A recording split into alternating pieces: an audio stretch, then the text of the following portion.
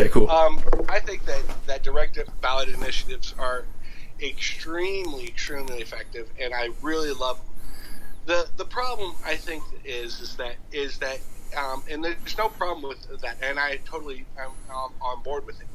But there's a lot of great ideas out there, a lot of great plans out there that don't start as a popular idea. Yeah. And it takes people advocating for it and just beating the drum to get any kind of movement on it.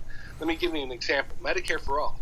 8 years ago, Medicare for All was not even a discussion. 4 years ago, universal basic income was not even the discussion. Yeah. It took Bernie Sanders promoting Medicare for All for it to become a thing. And right now, like, it's got wide support now, but it did not start that way. Universal basic income, I knew about it a couple years ago. I loved it a couple years ago. I was like, how am I going to advocate that to the people? I still ask that question to myself every day, because I think that universal basic income is an amazing idea. But, right now, a lot of people do not like that. If we were to put a direct ballot initiative out there right now, Right. that says, hey, what do you think about UBI? And the vast majority of Americans, because they don't know how UBI would work, they would have concerns on how we pay for it, Yeah. so on and so forth. That direct initiative ballot would get actually voted down, because people are resistant to change. Well, of course. Just to interject real quick. Not every ballot initiative will pass or does pass, and not everyone will be good. But that's why we have checks and balances, of course. But that. Yeah, go ahead. In the UK, have such a thing. It's that you can petition. Cool. And sign petitions officially for things to be debated in Parliament. And if 100,000 people sign said petition, it must be considered for debate in Parliament. Nice. And it is useful in that it can put forward, things of interest to the public that they want, but the Parliament, which is essentially our Congress, can decide whether they even want to care about it, and also vote it out anyway. Are you familiar with the Swiss direct democracy system? Yes. I think there are pros and cons to it. It's not perfect. Yeah. It's certainly better than what the UK and the US have going on right now. Yeah. Oh, for sure.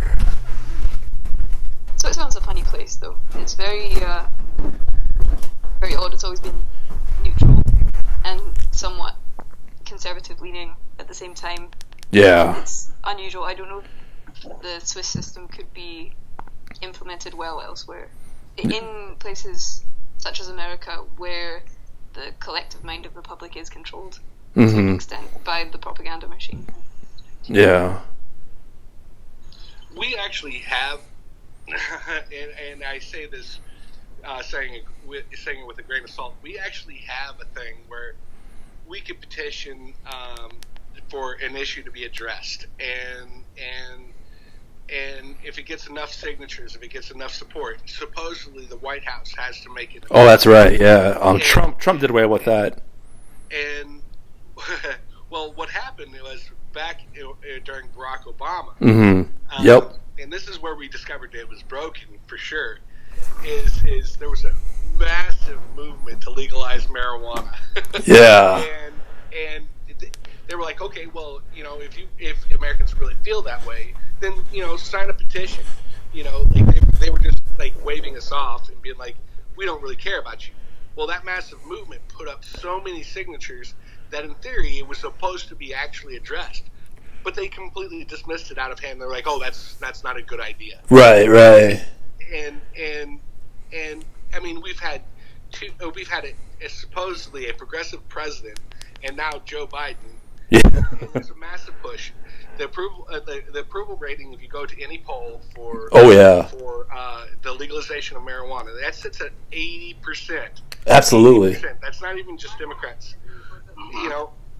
Old people, young people, conservative people, liberal people, everybody. They're like, just legalize it already. Well, and it's not, because pharma doesn't want it legalized. Yeah. Our voices are being so suppressed by money right now because money is considered free speech. The farmers just putting the money into the pocket and saying, nope, we don't want marijuana legalized, because it could address so many. Oh yeah, so many core root issues. And my last question for you, sir. This is my very last question. Thank you. I really do appreciate your input so far. And you don't mind if I tag you like in a tweet saying, all right, cool. Like if you were to be elected to Congress, would you be interested? I know I do understand there's a lot of rules and procedures, some don't make sense in this day of age, but would you at least be an advocate for getting the procedures where whether initiative's good, whether it's passes, whether it has a chance of passing, just so we have more democracy in general? Would you be an advocate for this? I'm first and foremost, I'm an advocate of the people. I think the government is largely dysfunctional right now because a lot of these rules and procedures and so on and so forth are bad. Like I could start listing them off. Not least of which is we need term limits, for example. Yeah. Term limits, because you have one of the politicians that I dislike the most that are currently in the United States House of Representatives is Nancy Pelosi. Mm-hmm. Nancy Pelosi is a big roadblock to everything. Like things that are super important don't even hit the floor. Things that have 80% approval rating, like legalization of marijuana, 60% approval rating, like a Medicare for all or a system like that.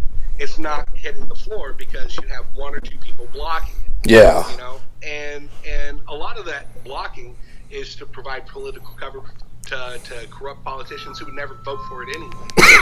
But it's one of those things of right now, a lot of our systems and procedures are set up just to be roadblocks for what the people actually want.